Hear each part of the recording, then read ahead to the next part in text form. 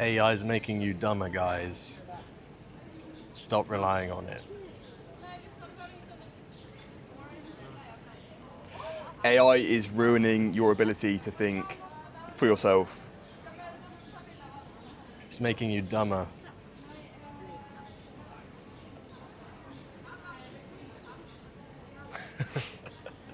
It I'll is. go mass. It's making you dumber, and you can't Yes, even yes. use your brain properly.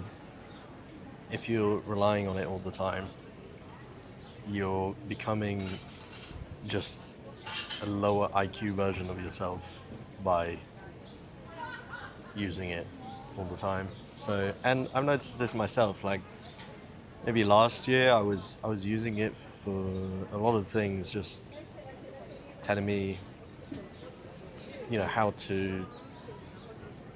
I don't know, anything really. I wasn't using my brain quite literally, like enough at all, and my critical thinking skills just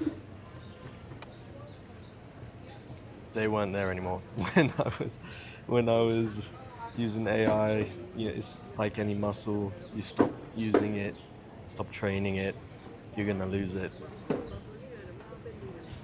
I relate to this with content creation where I started out, not when I started out, because I started out trying on my own, and it was around the time that ChatGPT started blowing up and everyone was using it, so I just thought, give it a go, and dabbled in it for a while, and when I finally started getting into content creation regularly and committing to it, AI was my main source of inspiration and scripting and editing and everything. So all of my videos were definitely not me. They were me just talking straight from an AI script. And in a way, it's not necessarily a bad thing, because what it will do is, if you need to get the reps in, you need to start posting content and doing that hard work at the start to get yourself off the ground. It will give you that leverage, the leg up, just building the habits, getting the reps in, and then you can improve it down the line. But for a long time, I would rely on AI, probably for too long. And I think by doing that, do it for a while, it's fine. If you want to get the reps in and learn how to do something, do it. But there comes a time where you have to find your own voice, because if you're relying on AI to write everything, to script everything, to do everything for you, it's almost impossible for you to find your own voice, your own differentiator, because everyone, or a lot of people, at least if you're watching this, you're into self-improvement and into business, everyone's using it. And I think the quickest way to blend in and be like everyone else is to do what everyone else is doing, which is using the AI. So your biggest differentiator is being able to use it, to leverage it, but not relying on it to give you all the information and all the stuff for you. Because if you copy and paste word for word and do everything that it says, you're going to be average and blend in with everyone else. And I think the same thing goes, that we could get onto, is talking about people that you follow online. And I know for us, watching kind of self-improvement videos like years ago, when we're just getting into it and just like trying to learn different things, again, you need to like throw yourself into someone's way of thinking, which for us, like Hamza was a big one. You just throw yourself into his way of thinking and do everything that he says, and it will get you to a certain point, and that's the thing that gets you off the ground. But at a certain point, you have to develop the ability to think for yourself, to find your own way and not just keep relying on someone else to give you the inspiration and the information that you need. Because at a certain point, you learn the ability to think for yourself, to work on your own things. You're able to self-regulate, and you learn the lessons that you need just by doing the stuff. Also, how do you know that the information it's feeding you is correct? Like, I find a lot of the times when I'm asking it stuff, it will feed back some generic answer, or if I'm trying to make a decision on something, on a piece of content or whatever, I'll give it some credit. You know, it can be good with numbers and analyzing the data, but when it comes to feeling what will actually click and connect with real human beings, it's not very good at that, obviously, because it's not it's not human. It's literally a robot, and it's not yet at the point where it's living in the real world and it can grasp any kind of human emotion or feeling. So don't use it to make important decisions, especially because if you keep relying on it for that, then you'll lose your ability to make good decisions. And in order to make good decisions, you need to make decisions by yourself from your own real world experience and learn from trial and error and failure. That way, the next time it comes around to making an important decision, you have the right judgment, you have the right experience, and you're more likely to choose the right decision. I mean, there's no one right or wrong answer. It's more of a spectrum. There are good decisions, then there are there are more good decisions, or there are worse decisions or terrible decisions. So if you want to maximize your chances of making the best possible decision all the time, you need to make a ton of decisions and gain experience through real world failure and life. And you can't be relying on some chatbot telling you what to do, because that's a bit that's a bit gay, really, to be fair. And you know, you can use it. I'm not saying you can't use it at all, but definitely don't use it like as much as you're probably using it right now. And I wanted to say, there can be multiple right answers. It's about which one's more right than the other, and that's a skill that can be acquired over time through trial and error. I think it definitely has its place. Like, I would never say, like, don't use it, only think for yourself, don't never use AI. The quality of what you get out of using it is going to come from what you put into it. If you're vague or generic with what you put in, you're going to get vague, generic answers. And it will depend on the model that you're using as well. And this is just me dabbling in Claude recently, where the more detail you give it, if you can literally just speak your mind to it and just waffle for as long as you want about the stuff you're trying to work through, and then you can reverse prompt it, where you ask the AI to ask you if it needs any more context on the stuff that you've given it, because AI knows all of the information that's out there. And I suppose as entrepreneurs, as people as creators, it's just synthesizing ideas and information that's out there and bringing it into something tangible and valuable to someone. So at least for me right now, it helps to free up a lot of mental headspace that goes on thinking about certain things and doing certain tasks that would take me ages, but take AI like 5 minutes to get it done. So I think it's just having your core principles behind you, what you stand for, and it's all the stuff that you can say to AI anyway, like the way you want your message to come across and things that you stand for, and you can literally give AI your whole, for example, like with building a personal brand, give it your whole backstory, all the information about you. It can store everything, and it can use all the information that you've given it as to help it create the next answers, because it kind of like learns who you are, which in a way might not be a good thing, because we don't know where the technology is going to go if you're giving it all of your information and how it's being used. But if it's used effectively and you can kind of intertwine it with the work that you're doing, for me it's been like one of the best things to have and to be able to use.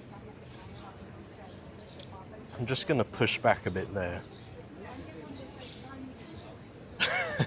Steady. No, it's just generic ChatGPT lingo. I don't think it knows everything. It doesn't know all the intricacies and things about, what maybe 7-8 figure business owners know. Like, I don't think that information is limited. And I don't think that's information though. what is it? I don't think it's not something tangible. It's a way of being, a way of doing stuff. Because the stuff that they're doing maybe isn't wildly different. It's just the way they show up and the thought patterns that they've just like learned over time. I mean, tangible stuff like setting up taxes and stuff, like an offshore trust in Panama or some shit. Like, I don't think AI has that information readily available. And if it does, and I have tried asking it for this, it won't give it to you. Maybe Grok will. Grok's a bit more free speech, like Elon. But I'm not saying don't use it, but it can definitely help you a lot, and it helps me a lot to come up with ideas. The ideas aren't completely there, and a lot of the time I have to refine my ideas from my own thought patterns, but it's great for giving me a good start, just to get my imagination flowing and get my creative juices flowing. So it has its place for sure. I think it's a good time to talk about now how to actually think for yourself when to lean into something and when to know that you're able to implement stuff with your own knowledge. And it's like we were saying last night about the curve where you go from unconscious incompetence, where you're doing all the bad habits, you're living in a certain way, and it's only going to take you one direction that you don't want to go in, but you're not aware that it's taking you that way. And from there, you start working on yourself, you move into conscious incompetence, where you're still doing the bad stuff, but you maybe see all these creators online talking about, oh, you should do this, don't do this, and you're aware, but you're not sure how to get out of where you are, or you're trying, but you can't quite get yourself out of that situation. And then it goes on to conscious competence, where you are doing more of the good stuff, or you're doing all of the good stuff, but it just takes effort, and a lot of effort and conscious thought to keep putting it into practice until you get to unconscious competence. I messed that up. Unconscious competence, where you do the things, you go to the gym, you wake up early, you will maybe it's meditate, maybe it's journal, maybe it's just all in on the business. You do the things, and it's harder for you not to do the thing than to do the thing. So you just develop the ability over time to almost take a little bit of a step back. You do the stuff, and then I think that's the point where you can look more broadly about the things that are actually serving you, the information that is going to support you in where you want to go, and the things to ignore. Because at that point, when you've been doing this stuff long enough and you've implemented it, and it's almost like practice where you just put in the reps and you keep doing it, and it becomes just who you are. And I think at that point, you're able to almost detach yourself from what people will say online, because everyone, maybe us to an extent, anyone not talking online is trying to create some kind of, you could call it a matrix, some kind of like thought pattern, a pendulum, where, and this is the whole thing around sales and building a brand, where you're creating a collective way of thinking, a collective set of beliefs and a collective set of things that people stand against, which is in like building that tribe kind of mentality. And I think it just comes with time where you're able to kind of like see through it. You know, we can see what might be worth it or what's not really going to support your goals, and how much is just information gathering, how much is actually going to help you implement and do the thing, rather than doing everything but doing the thing that you know you need to do.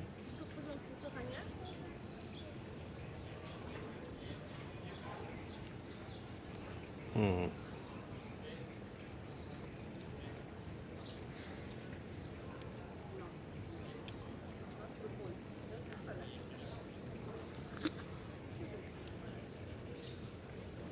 was going to say something.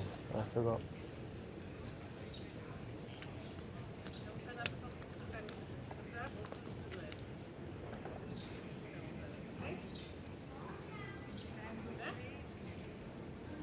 Personal experience, talk about where you've been drawn into thinking a certain way and consuming stuff. Oh. Yeah, I want to stress that I think we'll always advocate for thinking for yourself and not believing everything you hear or see online, or even from us. You can sure, you can listen to our advice. You don't have to take it. You don't have to treat it as gospel. You can. We want to encourage critical thinking, because I think a lot of the world is slowly or quite quickly losing that ability, and who knows where that's going to end up in the future.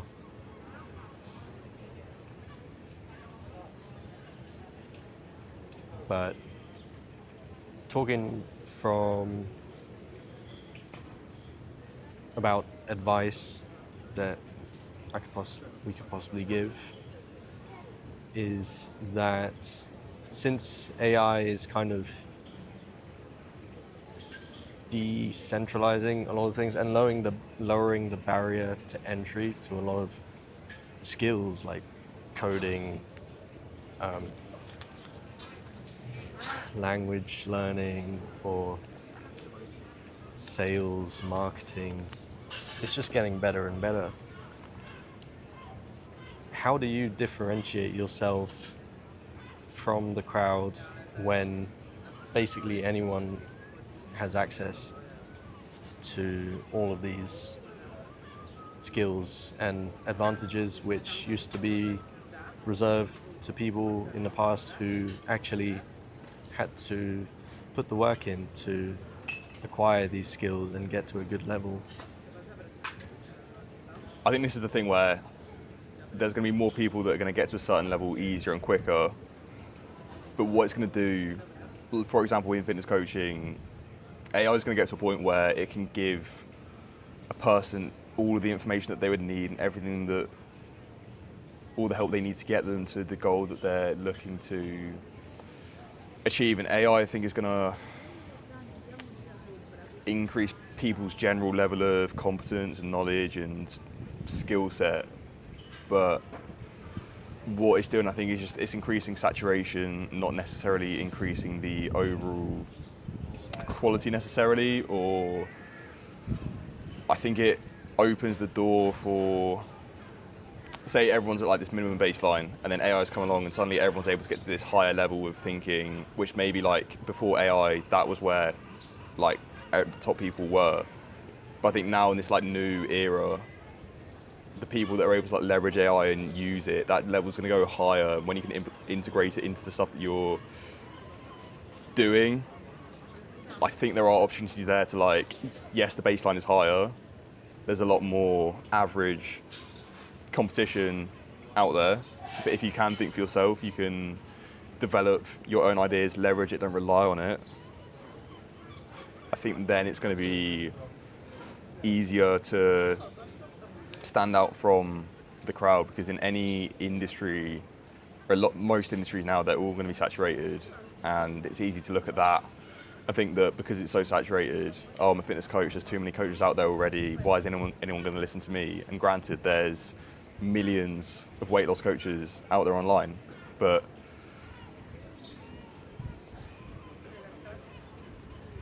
I think the overall standard is maybe a little bit lower, but it just opens the door for the people that can think for themselves and can implement and do things better at a high level. There's a much smaller percentage of people that are willing to go to that, and a much larger percentage of people that are happy staying to use it, to rely on it. But I just don't think, I think it's the same as before. Like before AI, you had people who were, like not two levels, but like you had people who were knew what they were doing, and then people just who were like just incompetent. And then obviously AI raises the bar, but not necessarily means that everyone gets better. It's just the baseline shifts up. So. And let's talk about how you actually practically do that and set yourself apart. And that's where, instead of focusing on domain-specific skills, like, as I said, coding, marketing, sales, other skills, things that AI can do and is getting better at, you should be focusing on developing your meta skills. Meta skills are things like critical thinking, problem solving, decision making, learning, actually using your brain. And if you develop those skills, they're gonna give you that competitive advantage in whatever field you decide to pursue, or whatever skills you decide to acquire. You should be focusing on improving those skills, because they feed into all of the more, how do I put it, more specific skills. So the meta skills are broader, and they basically improve every aspect of your life. And when it comes to work, business, communication, actually using your brain more, when 99% of the world is just relying on AI. I think that's the key. It's just not relying on it so much as everyone else. Still use it a good amount. You can do much more work with it at a much higher rate, a lot more efficiently. But that comes down, again, that means that you need to actually use your brain to think of a good prompt, organize your thoughts properly, coherently, logically, and it comes down to how good of a question can you ask, how good of a prompt can you give the machine. Because as Joe said, the better the prompt, the better the output will be. And most people are lazy. Most people will just say, oh, write me a script for my next video on 7 ways to make 10K per month online. And it'll just spew out a whole load of generic bullshit that it can't give you anything meaningful that's gonna apply specifically to your life. That's why we advocate for actually developing these skills that require your actual brain power, and that's going to help you find the best possible path for you in your life, because we can't tell you what to do. We can give you ideas, but we want to encourage people to think for themselves and to not rely on outside sources 100% of the time. How would you go about improving those meta skills? So instead of asking AI for like a content idea or anything, just try to think for yourself first.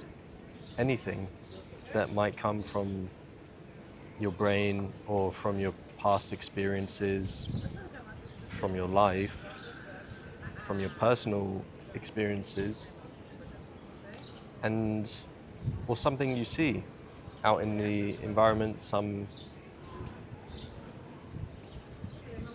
quote maybe that piqued your interest and you want to talk about it or you want to share it.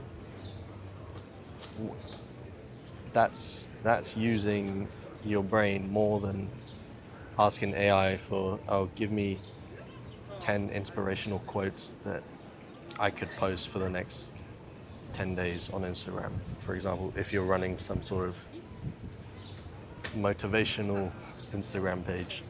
For example, it's probably not the best example, but it's what I could think of right now in the moment. And I didn't use AI for that. I just had to actually, what's the word? Had to actually use my brain, and to put it simply, I actually had to think.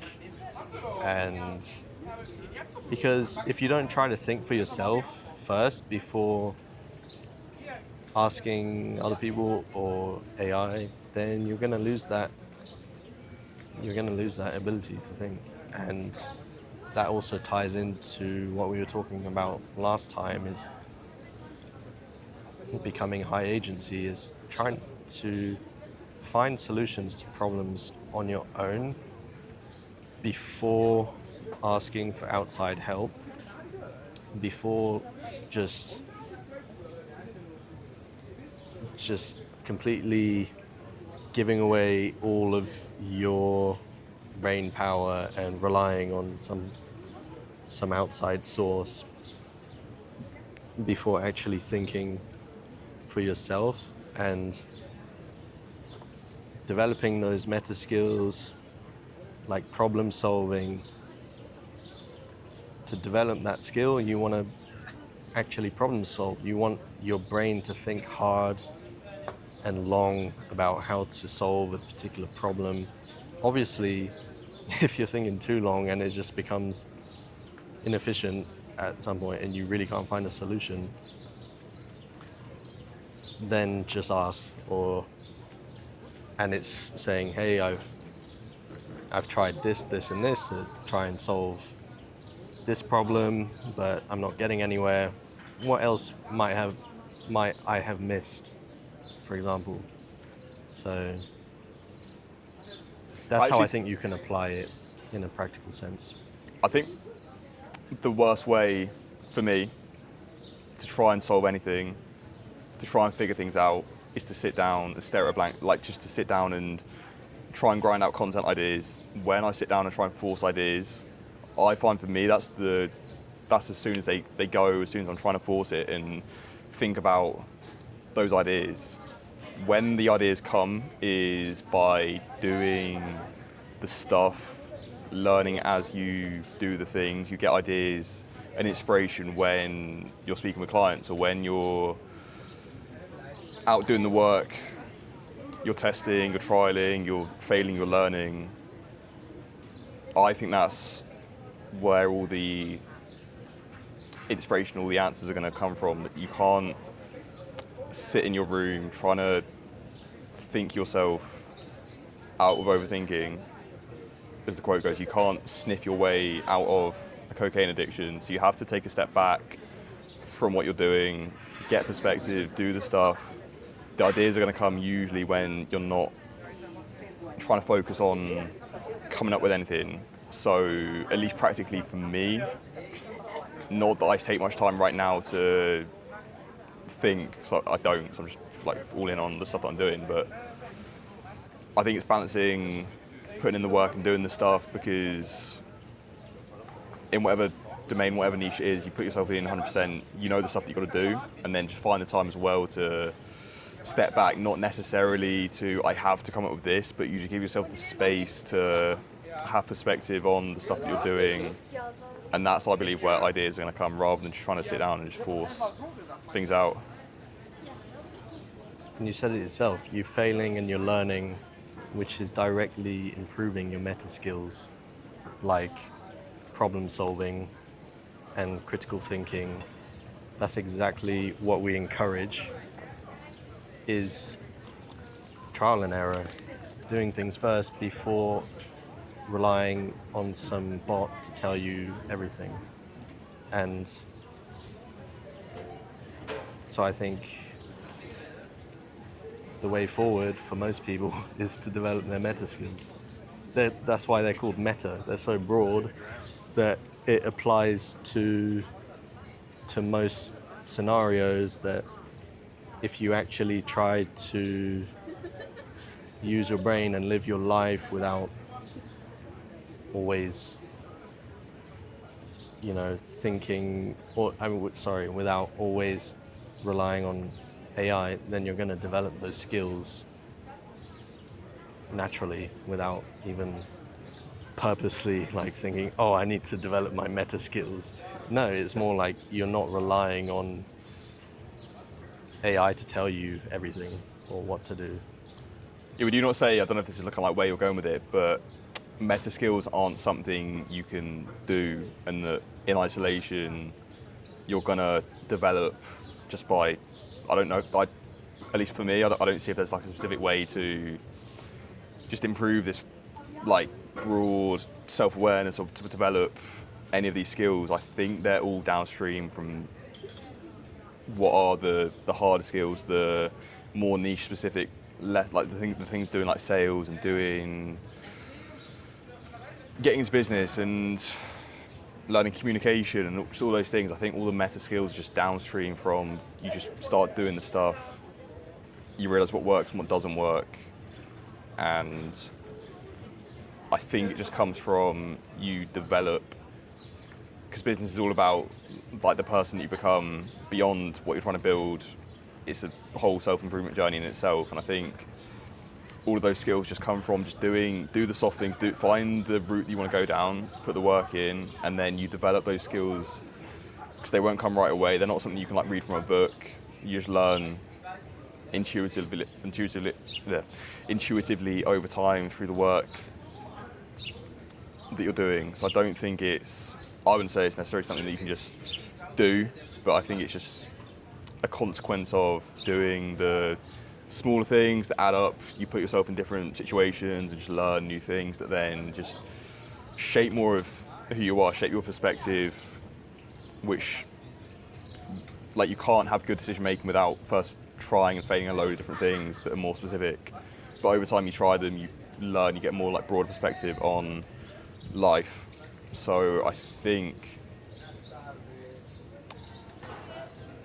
core lesson, just do do the hard work, do the hard thing when you don't feel like doing it. Do the stuff before you feel ready, because you won't ever feel ready. It's just doing more hard things, more uncomfortable things, put yourself in more situations,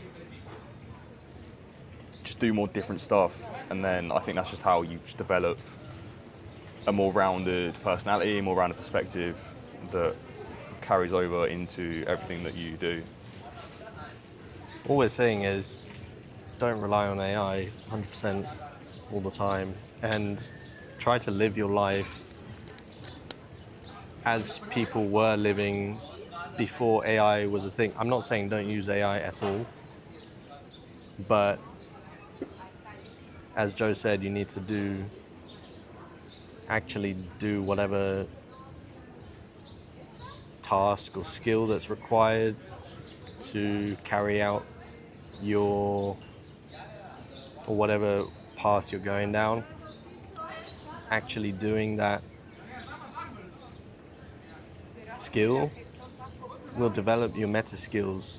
So that's not actually using AI to begin with, but obviously there's nuance, and we would say it'd be stupid to not use AI at all, because it really does give you a speed advantage. And if you're not using it, some person who's just using AI, and they'll probably make faster progress than the person who's not using it at all. But that doesn't mean that's a good thing. Like, you should still practice things yourself and learn through trial and error, and not always relying on AI. And that's the differentiator, and that's what's going to set you apart from the person who's relying on it 100%. Yeah, I think that's a good place to wrap this one up, and just use AI for leverage, but know when to step back from it and start doing your own stuff. So Yeah.